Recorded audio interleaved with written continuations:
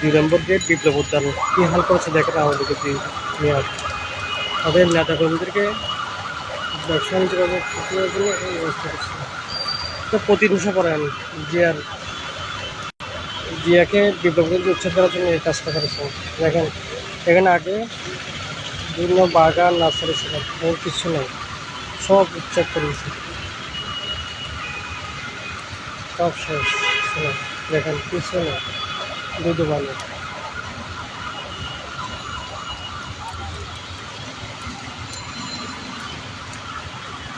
সব ছিল গাছ আর গাছ আর গাছ, কিচ্ছু নেই। এখানে 100 মানুষ ব্যায়াম করতে হাঁটতো। দেখেন এখানে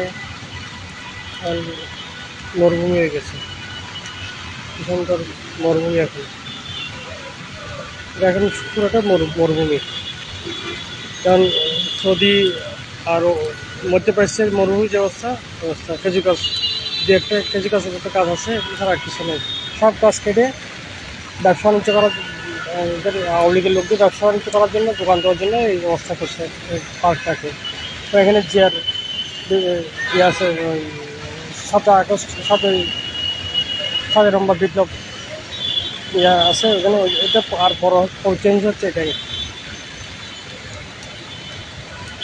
বিপ্লব থেকে জিএসসিটি মুছে ফেলার জন্য এই কাজটা বেশি করছে। বিপ্লব উদ্যান থেকে জিএসসিটি মুছে ফেলার জন্য এই কাজটা বেশি করছে এটা। কারণ আওয়ামী লীগের একমাত্র প্রতিহিংসা ছিল বিএনপি, আর বিএনপি সব স্থাপনা বিএনপি মানে স্মৃতি সব ধ্বংস করার জন্য এরা পর্যটক এই কাজটা করে। দেখেন খুব সুন্দর একটা বিপ্লব ছিল। এখানে সকালে বিকাল মানুষ হাঁটতো, ব্যায়াম করতো, কিছুটা এখন দেখেন কি সুন্দর একটা জায়গায় রাজাল করিম আর মেরাজুল করিম আজমান আছে, দুজনে এই ধরনের কাজ করছে এবং লক্ষ লক্ষ টাকা হাতে নিচ্ছে।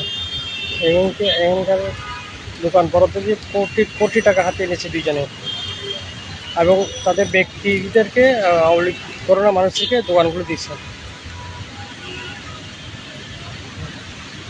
এখন কি সুন্দর একটা দেখতে হতেন, কী অবস্থা, কী হাল। আসসালামু আলাইকুম। আর এইসব আওয়ামী লীগ এই দোকানগুলো খুব দ্রুত উচ্ছেদ করে বিপ্লবীদের আগে অবস্থায় ফিরে নেওয়ার জরুরি, আগের অবস্থায় ফিরে নেওয়া জরুরি। যেহেতু উচ্ছেদ করে দোকানগুলো উচ্ছেদ করে আগে অবস্থানে ফিরে নেওয়া উচিত জরুরি। এবং চট্টগ্রাম বর্তমান মেয়র সাহায্য থেকে আমাদের আহ্বান রইল, তো উচ্ছেদ করে আগে অবস্থায় ফিরে যাওয়া